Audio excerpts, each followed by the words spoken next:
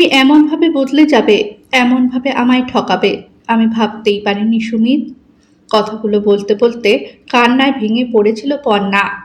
চোখের জল আর কাঁপা কাঁপা কণ্ঠস্বর যেন একসঙ্গে তার বুকের ভেতর জমে থাকা বছরের পর বছর ভালোবাসা, বিশ্বাস আর অভিমানের হিসাব মেলাতে চাইছে।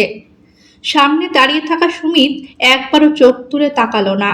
মাথাটা নিচু করে শুধু বলল, ক্ষমা করে দিও পর্ণা, আমি তোমাকে আর ভালোবাসি না। আমাদের সম্পর্ক এখানেই শেষ।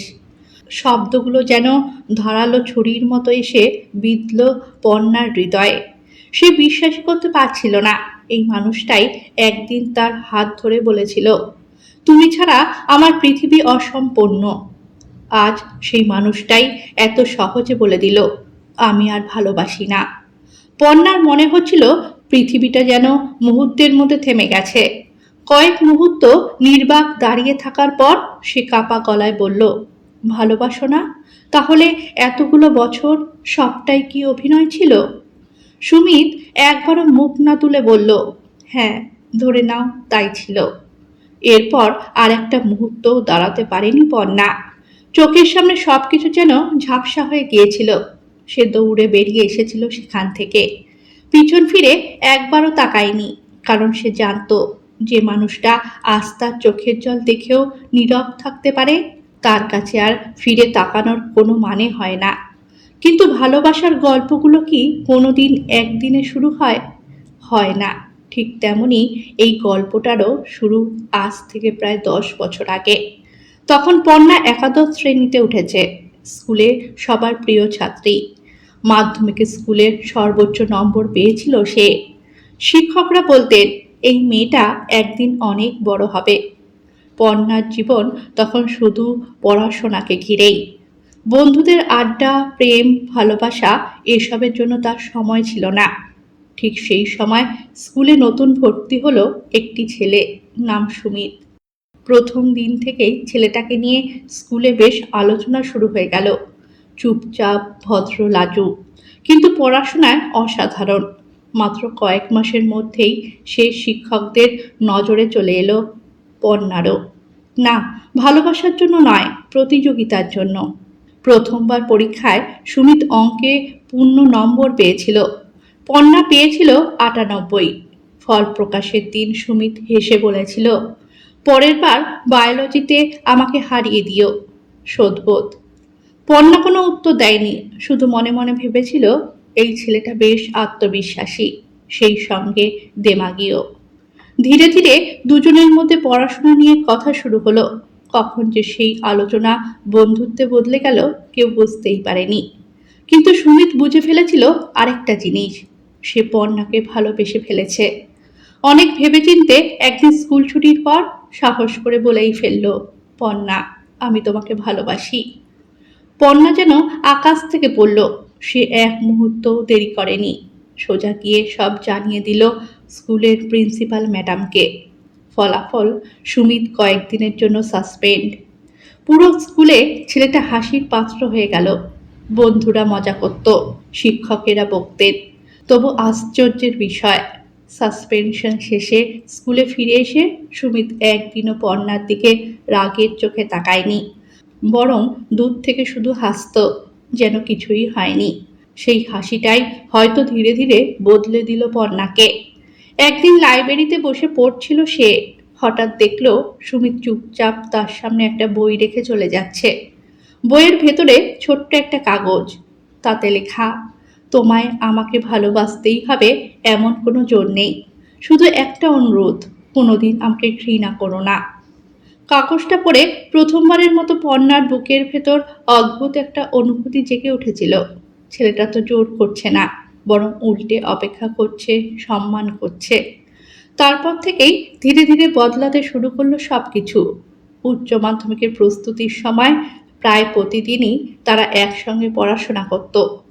সেই সময়ই পর্ণা জানতে পারে সুমিতের সংসারের অবস্থা। সুমিতের বাবা দিনমজুর, মা মানুষের বাড়িতে কাজ করেন। সংসার চালাতেই যেখানে হিমশিম খেতে হয়, সেখানে টিউশনের টাকা দেওয়া তো বিলাসিতা। তাই সুমিত বই কিনতে পারত না, কোচিংয়ে ভর্তি হওয়ারও সামর্থ্য ছিল না। পরের দিন থেকেই পর্ণা নিজের সব নোটস সুমিতকে দিয়ে দিল। নিজে সারা রাত জেগে আবার নতুন করে লিখে নিত। প্রতিটা অধ্যায় নিজের হাতে বুঝিয়ে দিত। যেখানে সুমিত আটকে যেত সেখানে ঘন্টার পর ঘন্টা বসে থাকতো। একদিন সুমিত বলেছিল, তোমার এতে কষ্ট হয় না? পর্ণা হেসে উত্তর দিয়েছিল, তুমি ভালো রেজাল্ট করলে আমার কষ্টটাই সার্থক হবে। সেই প্রথম সুমিত বুঝেছিল ভালোবাসা শুধু মুখে বলা কয়েকটা শব্দ নয়, ভালোবাসা মানে পাশে দাঁড়ানো। উচ্চ মাধ্যমিকের ফল বেরোলো, দুজনেই দুর্দান্ত নম্বর পেল। পর্ণা নিজের স্বপ্নের পথে এগিয়ে গেল। সুমিতও কলেজে ভর্তি হওয়ার সুযোগ পেল, কিন্তু সুখটা বেশি দিন টিকল না। এক সন্ধ্যায় সুমিত কাঁদো কাঁদো গলায় ফোন করলো। বাবা বলেছে আর পড়াতে পারবে না, আগামী মাস থেকেই কাজে যেতে হবে। ওপাশে কয়েক সেকেন্ড চুপ করেছিল পর্ণা, তারপর শান্ত গলায় বলল, তোমার কত টাকা লাগবে? না না, তোমার বাবার টাকা আমি নেব না, কোনো দিনও না। সুমিতের আত্মসম্মান ছিল পাহাড়ের মতো উঁচু। সে সাহায্য চাইতে জানতো না। পর্ণা কিছু বলল না, কিন্তু সে হালও ছাড়ল না। কলেজের পাশাপাশি দুটো টিউশনি শুরু করলো। সকালে কলেজ, বিকেলে পড়ানো, রাতে নিজের পড়াশোনা। মাসের শেষে হাতে যে সামান্য টাকা আসতো তার বেশিরভাগই কোনো না কোনো অজুহাতে পৌঁছে যেত সুমিতের হাতে। কখনো বই কেনার নাম করে, কখনো পরীক্ষার ফি, কখনো ফর্ম ফিল আপ। সুমিত প্রথমে বুঝতেই পারেনি, পরে জানতে পেরে প্রচণ্ড রেগে গিয়েছিল। এভাবে আর টাকা দেবে না। পর্ণা হেসে বলেছিল, ধার হিসেবে রাখো, চাকরি পেলে সুদসহ ফিরিয়ে দেবে। সুমিতও হেসে বলেছিল, ঠিক আছে, চাকরি পেয়ে প্রথম বেতনেই সব শোধ করে দেব। পর্ণা মুচকি হেসে বলেছিল, আমার টাকা নয়, একটা জিনিস ফেরত দেবে। কি? আমার স্মৃতিতে সিঁদুর। সুমিত লজ্জায় মাথা নিচু করে ফেলেছিল। সেদিন দুজনেই ভবিষ্যতের কত স্বপ্ন দেখেছিল। একটা ছোট্ট বাড়ি, 2 কাপ চা, বারান্দায় বসে বৃষ্টির শব্দ, আর সারা জীবন একসঙ্গে থাকার প্রতিশ্রুতি। তখন কে জানতো সেই স্বপ্নগুলোর ওপরই একদিন সবচেয়ে বড় আঘাত নেমে আসবে। আর মাত্র কয়েকটা দিন, তারপর সব কষ্ট শেষ হয়ে যাবে। একদিন বিকেলে নদীর ধারে বসে হেসে বলেছিল সুমিত। পর্ণা মুচকি হেসে তার দিকে তাকিয়ে বলেছিল, কিরকম? চাকরির রেজাল্ট বেরোলেই তোমার বাবার কাছে গিয়ে তোমার হাত চাইব। এতদিন তোমাকে শুধু অপেক্ষা করিয়েছি, এবার আর নয়। কথাগুলো শুনে লজ্জায় মুখ নামিয়ে নিয়েছিল পর্ণা। এত বছরের সম্পর্ক, এত লড়াই, সবকিছুর শেষে যেন সত্যি সুখ অপেক্ষা করছে। কয়েক মাস পর সেই কাঙ্ক্ষিত দিনটাও এলো। সুমিত সরকারি চাকরি পেল। খবরটা শুনে আনন্দে কেঁদে ফেলেছিল পর্ণা। নিজের চাকরি পাওয়ার দিনেও সে এতটা খুশি হয়নি যতটা হয়েছিল সেদিন। মনে হচ্ছিল এই চাকরিটা শুধু সুমিতের নয়, তাদের দুজনের স্বপ্নের জয়। সেদিন অফিস থেকে ছুটি নিয়ে সোজা মিষ্টির দোকানে গিয়েছিল সে। নিজের হাতে সবার জন্য মিষ্টি কিনে নিয়ে গিয়েছিল সুমিতদের বাড়িতে। সুমিতের মা চোখ ভিজিয়ে বলেছিলেন, মা, তুই না থাকলে আমার ছেলেটা আজ এই জায়গায় পৌঁছতে পারত না। পর্ণা হেসে বলেছিল, আমি কিছু করিনি কাকিমা, ওর পরিশ্রমই ওকে এখানে এনেছে। কিন্তু সে জানতো এই লড়াইয়ে তারা দুজনেই সমান সঙ্গী ছিল। সেই রাতে ঘুমোতে পারেনি পর্ণা। ডায়েরি খুলে লিখেছিল, আজ মনে হচ্ছে এতদিনের অপেক্ষা শেষ হতে চলেছে। এবার হয়তো আমি সত্যি সুমিতের স্ত্রী হব। তারপর থেকেই বিয়ের স্বপ্নগুলো আরো স্পষ্ট হতে লাগলো। ছুটির দিনে বাজারে গেলে অজান্তেই শাড়ির দোকানের সামনে দাঁড়িয়ে যেত। লাল বেনারসি দেখলে মনে হতো এটাই কি আমার বিয়ের শাড়ি হবে। গয়নার দোকানের কাচের ভেতর সোনার সিঁদুরদানির দিকে তাকিয়ে নিজের অজান্তেই হেসে ফেলত। মাঝে মধ্যে আয়নার সামনে দাঁড়িয়ে কল্পনা করত স্মৃতিতে সিঁদুর পরে কেমন লাগবে তাকে। সব স্বপ্নের কেন্দ্রে ছিল একজনই, সুমিত। কিন্তু ধীরে ধীরে বদলাতে শুরু করলো সবকিছু। আগে যে ছেলেটা দিনে 10 বার ফোন করত, এখন দুদিনেও একটা ফোন করে না। মেসেজের উত্তর আসতো ঘন্টার পর ঘন্টা পরে। দেখা করার কথা বললে বলতো, খুব ব্যস্ত আছি। পর্ণা প্রথমে কিছু মনে করেনি। নতুন চাকরি, নতুন দায়িত্ব, ব্যস্ত তো থাকবেই। সে নিজেই সুমিতকে বলতো, কাজটা আগে শেখো, আমি তো আছি। কিন্তু দিন যত এগোতে লাগলো, সুমিত যেন তত দূরে সরে যেতে লাগলো। একদিন রাতে পর্ণা ফোন করেছিল, বারবার রিং হলেও ফোন ধরেনি সুমিত।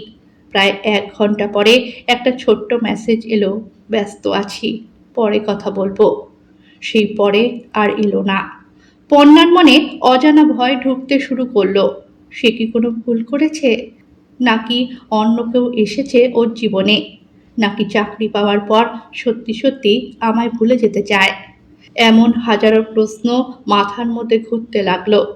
একদিন আর থাকতে না পেরে অফিস ছুটির পর সোজা চলে গেল সুমিতের কাছে। সুমিত তাকে দেখে স্পষ্টই বিরক্ত হয়ে উঠে বলল, তুমি এখানে কেন এসেছো? পর্ণা অবাক হয়ে বলল, তোমার সঙ্গে কথা বলতে। এতদিন ধরে তুমি আমাকে এড়িয়ে যাচ্ছ কেন? সুমিত ঠান্ডা গলায় বলল, এড়িয়ে যাচ্ছি কারণ এটাই চাই। মানে? কয়েক সেকেন্ড চুপ করে থেকে সুমিত বলল, আমাদের সম্পর্কটা আর এগোবে না। মুহূর্তের মধ্যে যেন পৃথিবী থেমে গেল। পর্ণা কাপা গলায় বলল, তুমি কি বলছো? এতদিনের ভালোবাসা, এত বছরের অপেক্ষা?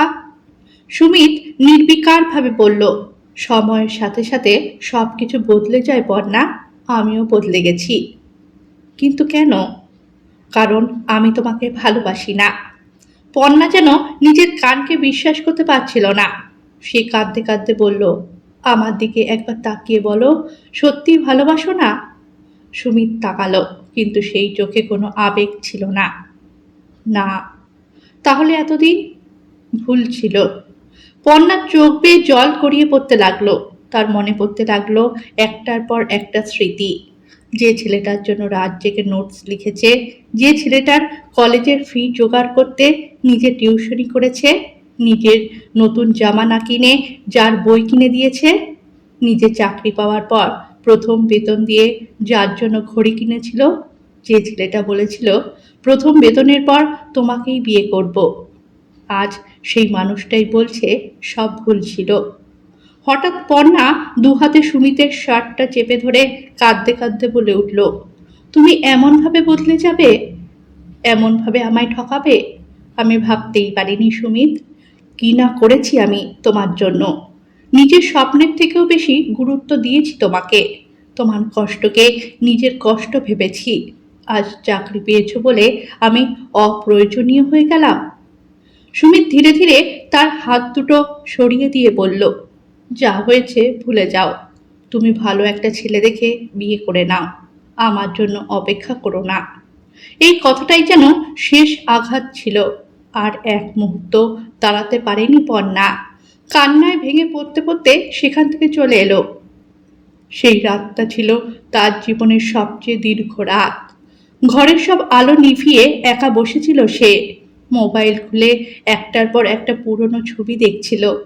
হাসি মুখে দাঁড়িয়ে থাকা দুটো মানুষ, যাদের দেখে সবাই বলতো এদের আলাদা করা অসম্ভব। আজ তারা দুজন দুপথের পথিক। শেষ পর্যন্ত পর্ণা একটা সিদ্ধান্ত নিল, যে মানুষ তাকে নিজের জীবন থেকে এত সহজে মুছে ফেলতে পারে, তার জন্য আর নিজের জীবন নষ্ট করবে না। পরদিন সকালে বাবা মায়ের সামনে গিয়ে শান্ত গলায় বলল, তোমরা যদি চাও আমার বিয়ের ব্যবস্থা করতে পারো, আমি আর কোনো আপত্তি করব না। মেয়ের মুখের দিকে তাকিয়ে সব বুঝে গিয়েছিলেন তার বাবা মা, কিন্তু কেউ কোনো প্রশ্ন করেননি। কিছু ক্ষত আছে, যার উত্তর জোর করে জানতে চাওয়া যায় না। কয়েক সপ্তাহের মধ্যেই পর্ণার বিয়ে ঠিক হয়ে গেল। বাড়িতে আবার হাসির শব্দ ফিরল, আত্মীয় স্বজনের আনাগোনা শুরু হলো। কিন্তু সেই হাসির ভিড়েও পর্ণার মুখে আর আগের সেই আলো ফিরল না। কিন্তু সময় থামল না। দেখতে দেখতে বিয়ের তারিখ এগিয়ে এলো। বিয়ের আর মাত্র 2 দিন বাকি। সারা বাড়ি আলোয়, হাসিতে আর আত্মীয় স্বজনের কোলাহলে ভরে উঠেছে।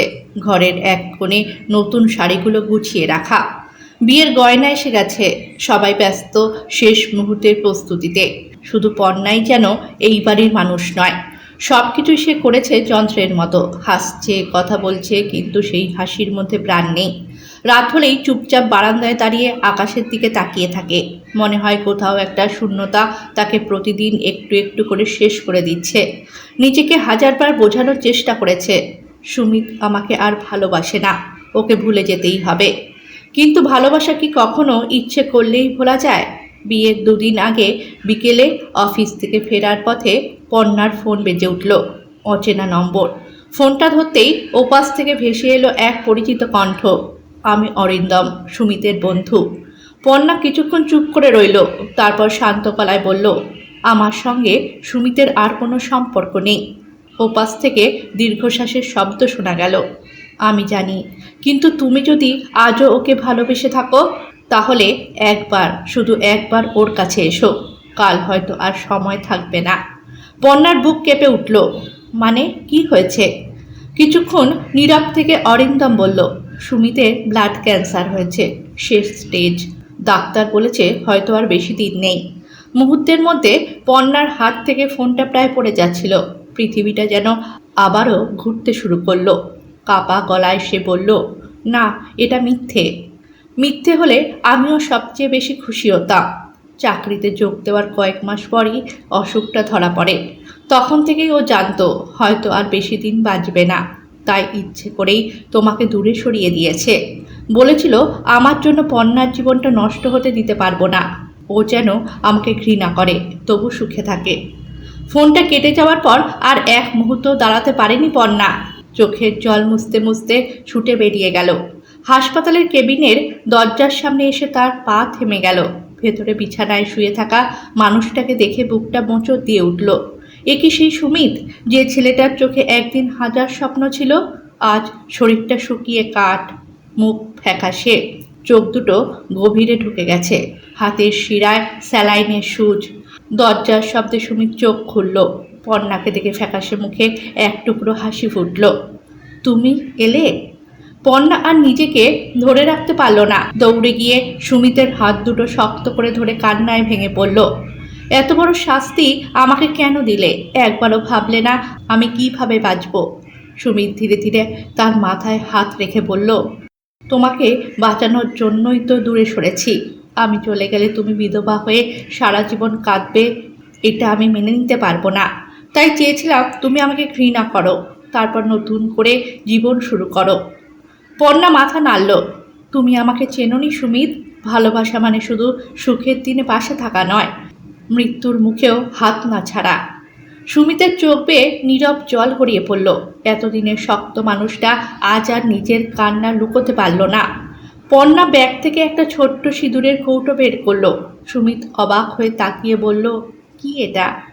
পর্ণা মৃদু হেসে বলল, মনে আছে একদিন বলেছিলাম ধার করা টাকার বদলে শুধু আমার সিঁদুর ফিরিয়ে দিও। আর সেই কথা তোমায় রাখতেই হবে। সুমিত কাপা গলায় বলল, না, আমি পারবো না। এতে তোমার জীবনটা নষ্ট হয়ে যাবে পর্ণা। আমি এটা কিছুতেই পারবো না। চলে যাও এখান থেকে, আর কখনো এসো না পর্ণা। চলে যাও, আমি পারবো না তোমার জীবন নষ্ট করে দিতে। পর্ণা দৃঢ় কণ্ঠে বলল, জীবন তো অনেক আগেই তোমার কাছে দিয়ে দিয়েছি সুমিত। তাহলে তখন কেন ঘুরেছিলে আমার পেছনে? তখন যদি স্বীকার করতে পারো, আজও তোমায় স্বীকার করতেই হবে। আমি যে মনে প্রাণে তোমার, শুধু সমাজের সামনে নামটা বাকি ছিল। তাই আর কোনো না আমি শুনবো না। হাসপাতালের কেবিনে উপস্থিত অরিন্দম, সুমিতের মা আর দায়িত্বে থাকা নার্স সবাই নিঃশব্দে দাঁড়িয়েছিলেন। কাঁপতে থাকা সুমিতের হাতে পর্ণা সিঁদুরের কৌটোটা খুলে ধরিয়ে দিয়ে নিজের মাথাটা তার সামনে নিচু করে ধরল। সুমিত চোখ ভরা জল নিয়ে আস্তে আস্তে পর্ণার সিঁথিতে এক চিমটি সিঁদুর পরিয়ে দিল। সেই মুহূর্তে কেউ কথা বলতে পারেনি। শুধু সুমিতের মা দুহাত জোর করে আকাশের দিকে তাকিয়ে ফিসফিস করে বললেন, ভগবান, এমন ভালোবাসা সবাইকে দিও না, কারণ এমন ভালোবাসার পরীক্ষা কেউ সহ্য করতে পারে না। দুদিন পর সূর্যটা সেদিনও প্রতিদিনের মতোই উঠেছিল, কিন্তু পর্ণার জীবনের সূর্য চিরদিনের মতো ডুবে গেল। পর্ণার হাত শক্ত করে ধরে ঠোঁটে এক টুকরো শান্ত হাসি নিয়ে সুমিত শেষ নিঃশ্বাস ত্যাগ করল। শেষ মুহূর্তে সে শুধু একটাই কথা বলেছিল, পরের জন্ম যদি সত্যিই থাকে তবে আবার তোমাকেই চাই। 1 বছর পরে সুমিতের নামে একটা বিনামূল্যের শিক্ষা কেন্দ্র গড়ে তুলেছে পর্ণা, যেখানে গরিব পরিবারের ছেলেমেয়েরা সম্পূর্ণ বিনা খরচে পড়াশোনা করে। প্রতিটি ছাত্রের হাতে বই তুলে দিতে দিতে তার মনে পড়ে যায় সেই ছেলেটার কথা, যে একদিন বই কিনতে পারত না। শিক্ষা কেন্দ্রের প্রবেশদ্বারের ওপরে বড় অক্ষরে লেখা সুমিত স্মৃতি শিক্ষালয়, আর তার নিচে ছোট্ট একটি লাইন, সত্যিকারের ভালোবাসা কখনো হারিয়ে যায় না। মানুষ চলে যায়, কিন্তু তার স্বপ্ন বেঁচে থাকে অন্য কারোর জীবনে। প্রতিদিন স্কুল ছুটির পর পর্ণা একবার করে সেই নামটার দিকে তাকায়। তার ঠোঁটে মৃদু হাসি ফুটে ওঠে, কারণ সে জানে ভালোবাসা সবসময় একসঙ্গে বেঁচে থাকার নাম নয়। কখনো কখনো ভালোবাসা মানে একজন মানুষের অসমাপ্ত স্বপ্নকে নিজের জীবন দিয়ে পূরণ করে যাওয়া।